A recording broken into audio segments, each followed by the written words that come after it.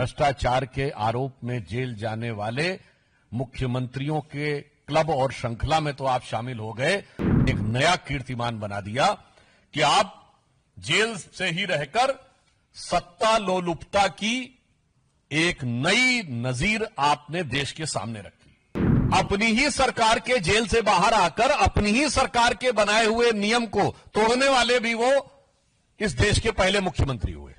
दिल्ली सरकार ने आतिशबाजी पर प्रतिबंध का निर्णय लिया और दिल्ली का मुख्यमंत्री दिल्ली की जेल से निकलकर दिल्ली सरकार के नियम को ध्वस्त करे, ये एक नई राजनीति थी। तो जेल में रह के तो आपने इस्तीफे की बात की नहीं, बाहर आके इस्तीफा देने की बात क्यों हो रही है? और ये 48 घंटे बाद की बात क्या है? देश और दिल्ली की जनता जानना चाहती है 48 घंटे का राज क्या है, ये 48 घंटे में क्या क्या सेटल करना है। भ्रष्टाचार के आरोप में जेल जाने वाले मुख्यमंत्रियों के क्लब और श्रृंखला में तो आप शामिल हो गए, मगर उसमें भी आपने एक नया कीर्तिमान बना दिया कि आप जेल से ही रहकर सत्ता लोलुपता की एक नई नजीर आपने देश के सामने रखी।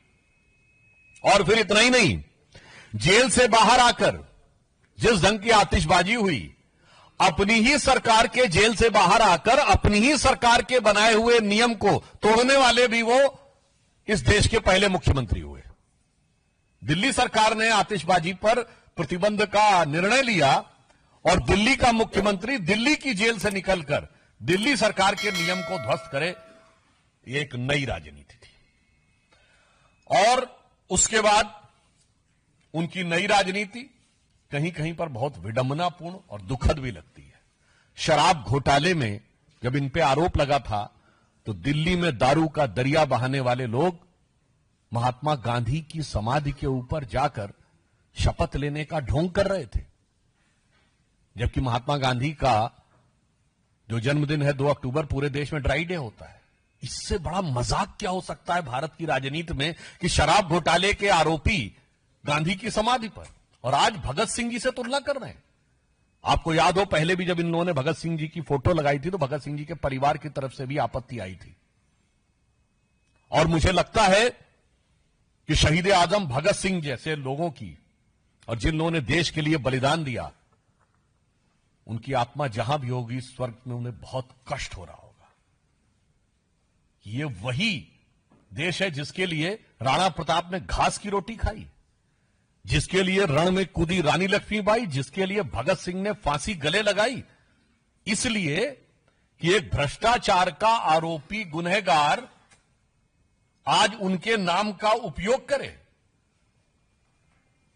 इसके द्वारा एक सजाए याफ्ता मुख्यमंत्री ने, मैं कह सकता हूं कि शहीद आजम भगत सिंह जी की प्रतिष्ठा को धूल में मिलाने का काम किया है।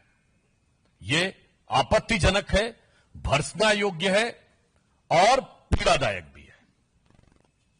फिर मैं पूछना चाहता हूं कि आप बाहर आए हैं तो जेल में रह के तो आपने इस्तीफे की बात की नहीं, बाहर आके इस्तीफा देने की बात क्यों हो रही है? और ये 48 घंटे बाद की बात क्या है? देश और दिल्ली की जनता जानना चाहती है 48 घंटे का राज क्या है, ये 48 घंटे में क्या क्या सेटल करना है। क्योंकि आप देश के पहले मुख्यमंत्री बने हैं जो सर्वोच्च न्यायालय के द्वारा प्रतिबंधित है कि आप कार्यालय नहीं जा सकते, कोई फाइल नहीं साइन कर सकते, जिस मुद्दे में आप आरोपी हैं उस पर बयान नहीं दे सकते। भारत के इतिहास में कोई ऐसा उदाहरण नहीं होगा कि मुख्यमंत्री के ऊपर यह प्रतिबंध हो, उसके बाद भी 48 घंटे किस चीज के लिए चाहिए? सरकारी काम तो कर नहीं सकते? तो कौन सा निजी काम है, कौन सी ऐसी निजी चीज है जिसके लिए आप 48 घंटे की मोहलत मांगने की कोशिश कर रहे हैं? और हम यह भी कहना चाहेंगे, जब केजरीवाल जी ने इस्तीफे की बात की तो हम यह कह सकते हैं कि यह उनके जुर्म का इकबालिया बयान हो गया। यानी आपने मान लिया कि आप पे जो आरोप थे वो इस लायक हैं कि आप पद पे नहीं रह सकते, अर्थात आपके आरोपों की स्वीकारोक्ति है जब आपने त्याग पत्र की बात कही।